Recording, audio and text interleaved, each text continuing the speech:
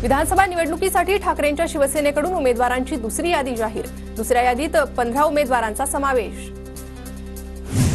ठाकरे गटाकडून अनिल गोटेंना धुळे, राजू तडवींना चोपड्यातून उमेदवारी, तर अजय चौधरींना शिवडी, संदेश पारकरांना कणकवलीतून मैदानात उतरवण्याचा निर्णय।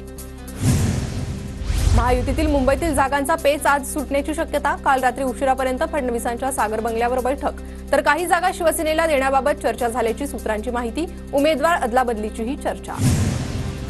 महायुतीकडून आतापर्यंत 189 उमेदवारांची यादी जाहीर, तर 99 उमेदवारांची घोषणा बाकी। भाजपचे 99, शिंदे गटाचे 45 आणि अजित पवार गटाचे 45 उमेदवार जाहीर।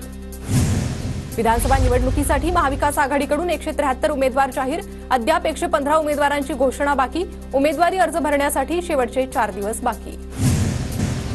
वसंतराव देशमुख यांच्यावर पहाटे गुन्हा दाखल। जयश्री थोरातांसह कार्यकर्त्यांचा रात्रभर पोलीस ठाण्यासमोर ठिय्या।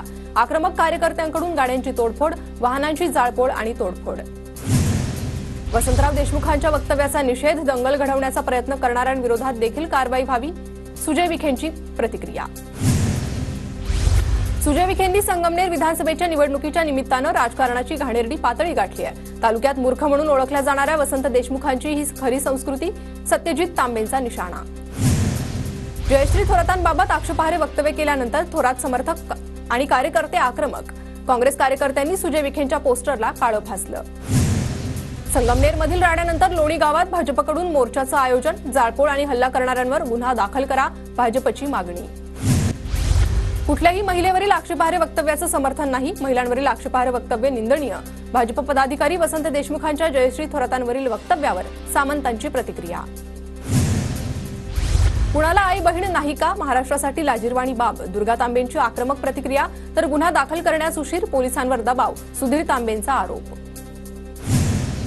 संगमनेर तालुक्यातील धांदरफळ येथील सुजय विखेंच्या युवा संकल्प मेळाव्याचं बॅनर थोरात समर्थकांनी फाडलं। थोरात समर्थकांकडून बॅनर फाडत वसंतराव देशमुखांच्या वक्तव्याचा निषेध।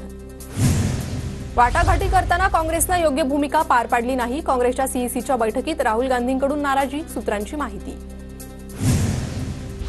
महाराष्ट्रात महाविकास आघाडीचं सरकार आणण्यासाठी आम्ही समझोताही करू, राहुल गांधींच्या नाराजी असल्याच्या प्रश्नावर नाना पटोलेंचं उत्तर। काँग्रेसच्या सीईसीच्या बैठकीत 43 जागांवर चर्चा, तर 25 जागांवर बैठकीत शिक्कामोर्तब झाल्याची सूत्रांची माहिती। महाविकास आघाडीचा नवा फॉर्म्युला समोर, महाविकास आघाडीचे तिन्ही पक्ष प्रत्येकी 90 जागा लढवणार, तर इतर मित्र पक्षांना 18 जागा मिळणार, बाळासाहेब थोरातांची माहिती। राष्ट्रवादी अजित पवार पक्षाचा प्रचाराचा आज शुभारंभ होणार। पक्ष कार्यालयाच्या बाहेर अजित पवारांच्या हस्ते प्रचाराच्या डिजिटल व्हॅनचं उद्घाटन होणार। 36 जागांवर महायुती आणि महाविकास आघाडीची वेट अँड वॉचची भूमिका, एकमेकांच्या उमेदवारांची प्रतीक्षा, वादामुळे विलंब। 36 पैकी 15 मतदारसंघात भाजपचे आमदार। सागरवरील बैठकीत फडणवीस मुंबईतील जागांचा पेच सोडवणार, बोरीवली, वर्सोवा, घाटकोपर, शिवडी जागांवर वाद कायम। भाजपकडील बोरीवली, वर्सोवा, घाटकोपरवर उमेदवार बदलावर चर्चा। भाजपकडून स्टार प्रचारकांची यादी जाहीर, मोदी, जेपी नड्डा, फडणवीसांसह 40 जणांचा स्टार प्रचारकांच्या यादीत समावेश। अजित पवार गटाचा राजीनामा देत आमदार सतीश चव्हाण उद्या राष्ट्रवादीत शरद पवार गटात प्रवेश करणार। संभाजीनगरातील गंगापूर मतदारसंघातून परवा उमेदवारी अर्ज भरणार। भाजपच्या प्रशांत बंब यांच्या विरोधात होणार सामना। लातूरच्या अहमदपूर मतदारसंघात महायुतीत बंडखोरी, भाजपचे माजी आमदार बब्रीवान खंदाळेंकडून अपक्ष अर्ज दाखल, तर अजित पवार गटाचे विद्यमान आमदार बाबासाहेब पाटील यांच्या अडचणीत भर। बुलढाण्याच्या मेहकर मतदारसंघात महायुतीत बंडखोरी, भाजपचे नेते प्रकाश गवई यांनी अपक्ष अर्ज भरला। शिंदे गटाचे उमेदवार संजय रायमुलकरांच्या अडचणी वाढणार। नांदेड जिल्ह्यातील लोहा मतदारसंघात महाविकास आघाडीमध्ये बिघाडी होण्याची शक्यता, जागा शेकापची असताना ठाकरे गटाकडून उमेदवार जाहीर। शेकाप आमदार श्यामसुंदर शिंदेंच्या पत्नी आशा शिंदेंकडून नाराजी व्यक्त।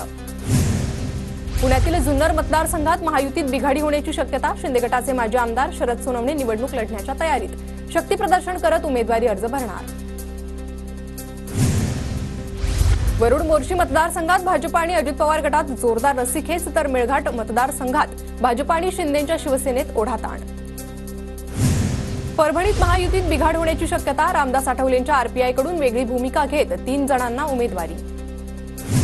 वंचितकडून वाशिम, रिसोड, कारंजा मतदारसंघासाठी उमेदवारी जाहीर, तर महाविकास आघाडीचे 2 मतदारसंघ उमेदवार जाहीर, मात्र महायुतीचा सस्पेन्स कायम।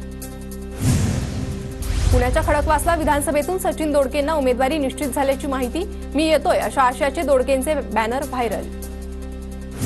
बीडचे काँग्रेस नेते राजेसाहेब देशमुख शरद पवारांच्या भेटीला, राजेसाहेब देशमुख परळीतून धनंजय मुंडेंविरोधात लढण्यास इच्छुक.